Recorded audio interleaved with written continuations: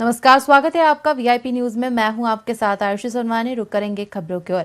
विगत दिनों जिला नारायणपुर से बीएसएफ और बीआरजी की संयुक्त टीम अबुझबाड़ क्षेत्र में रवाना हुई थी, जहां 4 दिसंबर को नक्सलियों और सुरक्षा बलों के बीच कई बार मुठभेड़ हुई।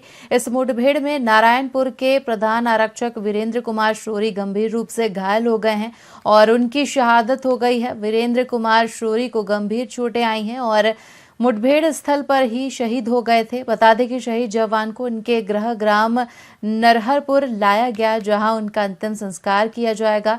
वीरेंद्र कुमार की शहादत से पूरे क्षेत्र में शोक की लहर दौड़ पड़ी है और उनके परिजनों को सांत्वना देने के लिए कई लोग अंतिम संस्कार में शामिल होने पहुंचे।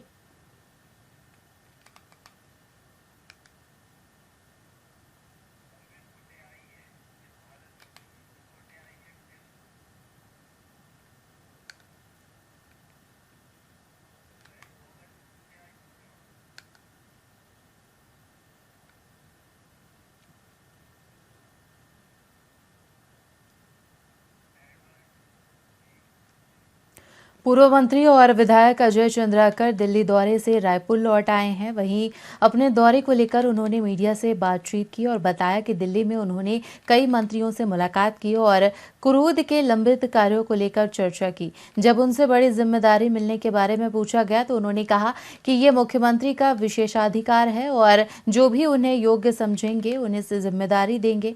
बीजेपी के बाद विकास निकायों में विकास की कमी पर अजय चंद्राकर ने कहा कि विकास जो होना था वो पूरी तरह से हो चुका है। रायपुर में कई तालाबों का सौंदर्यीकरण हुआ है और रायपुर में कांग्रेस का विकास है।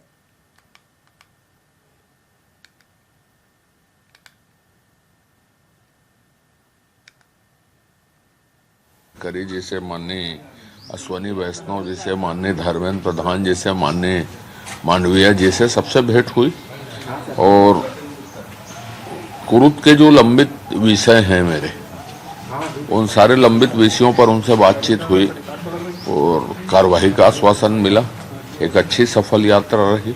आने वाले दिनों में कोई बड़ी जिम्मेदारी भी आपको मिल सकती है? मैं जब भी मुझसे पूछा जाता है इस विषय में, मैं हमेशा कहता हूं कि ये माननीय मुख्यमंत्री जी का विशेषाधिकार है और जब माननीय मुख्यमंत्री जी चाहेंगे, जिसको योग्य समझेंगे, उसके बारे में फैसला लेंगे।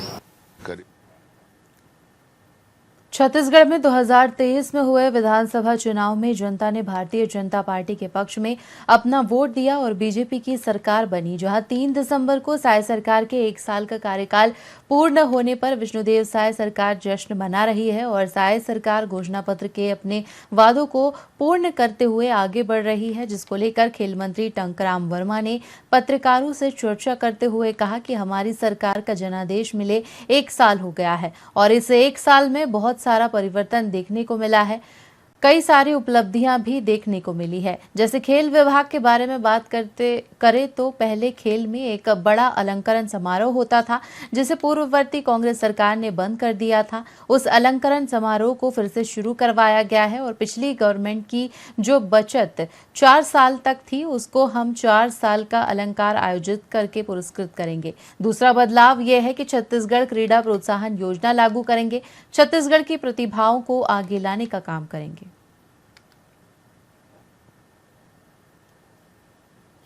देखिए, हमारी सरकार का जनादेश मिले 1 साल हो गया और इस 1 साल में बहुत सारा परिवर्तन देखने को मिलता है और बहुत सारी उपलब्धियां देखने को मिलती है। जैसे आपने खेल विभाग के बारे में पूछा, तो खेल विभाग में मैं बताना चाहूँगा कि पूर्ववर्ती सरकार कांग्रेस सरकार में खेल में एक बड़ा अलंकरण समारोह होता था, जिसे बंद कर दिया था। तो उस अलंकरण समारोह को फिर से शुरू करवाए हैं और पिछली गवर्नमेंट की जो बचत 4 साल का था, उसको हम 4 साल का अलंकरण समारोह आयोजित करके उनको पुरस्कृत किए हैं। और दूसरा बदलाव ये आया है कि छत्तीसगढ़ क्रीड़ा प्रोत्साहन योजना लागू करके छत्तीसगढ़ की प्रतिभाओं को आगे लाने का काम कर रहे हैं। और नंबर 3, इस समय प्रदेश में सबसे बड़ा एक नया आयोजन बस्तर ओलंपिक चल रहा है जिला स्तर पे और अभी संभाग स्तर पे होने वाला है और इसका समापन के लिए हमारे केंद्रीय मंत्री माननीय अमित शाह जी और खेल युवा कल्याण मंत्री डॉक्टर मनसुख मंडाविया जी के आने की संभावना है। देखिए, भाजपा किसान नेता संदीप शर्मा ने कहा कि विष्णुदेव साय सरकार ने धान खरीदी की बहुत बेहतरीन व्यवस्था की है। किसान अपना टोकन खुद भी काट रहे हैं। धान खरीदी का काम बिना किसी दिक्कत के चल रहा है। विष्णुदेव साय सरकार की नीतियों के चलते पिछली बार से ज्यादा किसानों ने पंजीयन कराया है। विष्णुदेव साय सरकार का बहुत धन्यवाद। विष्णुदेव साय सरकार के नेतृत्व में इस वर्ष छत्तीसगढ़ में धान खरीदी का कार्य तीव्र रफ्तार से चल रहा है। पिछले साल के 130 लाख टन धान खरीदी के लक्ष्य के विरुद्ध इस वर्ष साय सरकार ने 160 लाख टन धान खरीदने का लक्ष्य रखा है, जो कि पिछले साल से 30 लाख टन धान अधिक होता है। इस वर्ष छत्तीसगढ़ में 27.7 लाख किसानों ने अपने पंजीयन कराया है और इसको देखें तो पिछले साल की तुलना में 1.5 लाख से अधिक किसानों ने इस बार पंजीयन कराया है। रकबा के हिसाब से यदि देखें तो पिछले साल की तुलना में इस वर्ष किसानों ने लगभग 3,80,000 एकड़ जमीन का ज्यादा पंजीयन कराया है। विष्णुदेव साय सरकार के नेतृत्व में इस वर्ष छत्तीसगढ़ में धान खरीदी का कार्य तीव्र रफ्तार से चल रहा है।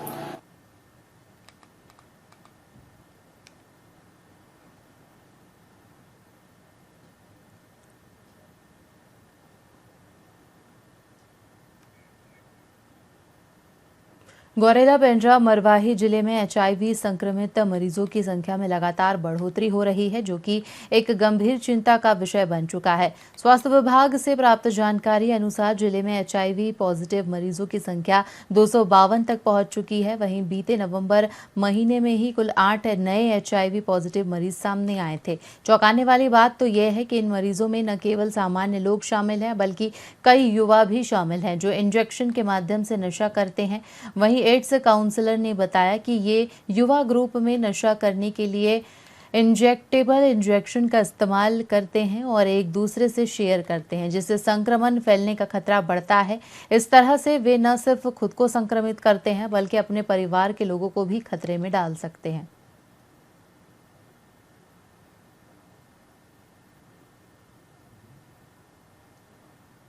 हमारा उद्देश्य था कि विश्व एड्स दिवस को फैलाते हुए जो जीपीएम में 250 केस से ऊपर एड्स के हो गए हैं, अब इस पे किसी से कंट्रोल रहे, लोगों में चेतना आए और इसको हम स्वतः रूप से कंट्रोल करें। और दूसरी चीज ये है कि यदि बाई चांस एड्स से कोई संक्रमित भी है तो उसे भेदभाव ना हो, उसको प्रॉपर ट्रीटमेंट आरटी ट्रीटमेंट पे हमारे यहाँ पे उपलब्ध है। हम लोग को हमारे पे काउंसलर हैं और हम इसका इलाज काफी इसको हम पूरी व्यवस्था करते हैं। और ये जानना जरूरी है कि खासकर जांच में किसी तरीके से मतलब लोग हिचके नहीं और खुलेआम सामने आके जांच कराएं। जी, जिला में तो वैसे लगातार कंटिन्यू डिस्ट्रिक्ट हॉस्पिटल जब से बना है तब से और भी केसेस बढ़ रहे हैं हमारे पास में। और अभी 252 केस हैं, टोटल केसेस हैं, जो सिर्फ नवंबर महीने में 8 केस पॉजिटिव आए हैं, जिसमें से 4 जो है जनरल क्लाइंट है, जनरल पॉपुलेशन से है, और 3 हमारे जो पॉजिटिव है एचआईवी पॉजिटिव, वो इंजेक्शन के द्वारा आए हैं। जो इंजेक्शन से नशा करते हैं ना, आईडीयूज जिनको बोलते हैं, इंजेक्टेबल ड्रग यूजर्स, उनमें से 3 पॉजिटिव निकल के आए हैं सिर्फ नवंबर महीने में। हमारा उद्देश्य बात करेंगे कांकेर की। आपको बता दें कि कांकेर वन परिक्षेत्र के कोदा गांव में एक युवक पर तेंदुए ने हमला कर उसकी जान ले ली। मृतक युवक बाजार से अपने गांव की ओर पैदल लौट रहा था। घटना के बाद युवक का शव लगभग 200 मीटर अंदर जंगल में क्षत-विक्षत अवस्था में पाया गया, जिसके बाद सूचना मिलने पर वन विभाग की टीम मौके पर पहुंची और मामले की जांच शुरू कर दी गई है। यह घटना वन्य जीवों और मानव जीवन के बीच बढ़ते संघर्ष का एक और उदाहरण है, जो क्षेत्रवासियों के लिए चिंता का विषय बन गया है।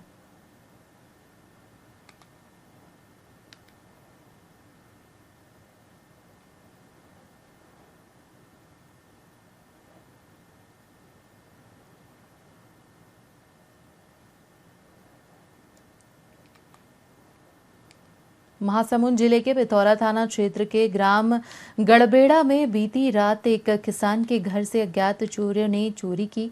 आपको बता दें कि घर की अलमारी का ताला तोड़कर अलमारी में से 5,95,00,000 रुपए लेकर फरार हो गए और प्रार्थी किसान ने थाने में जाकर इसकी रिपोर्ट दर्ज कराई है, जिसके बाद पुलिस मामला पंजीबद्ध कर चोरों की तलाश में जुट गई है। जानकारी अनुसार गड़बेड़ा निवासी किसान लोकनाथ अपना धान बेचकर विगत दिन ही बैंक से रकम निकाल कर लाए थे, जो उनकी घर की अलमारी में रखी हुई थी। चोर लेकर फरार हो गए। फिलहाल पुलिस आगे की कार्रवाई में जुट गई है।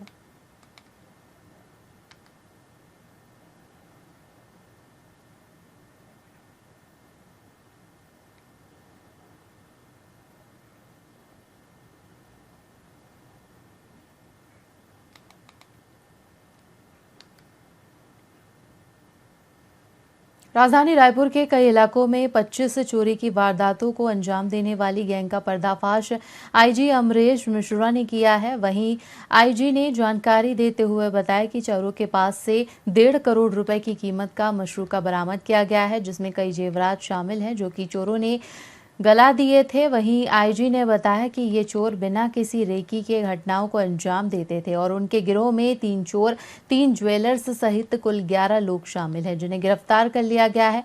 फिलहाल चोरों को रिमांड पर लेकर आगे की कार्रवाई की जा रही है।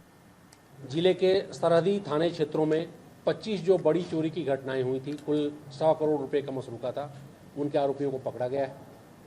अभी तक 11 आरोपी गिरफ्तार किए जा चुके हैं। इसमें से 3 ज्वेलर्स भी शामिल हैं और 8 चोरी करने वाले और फैसिलिटेटर शामिल हैं।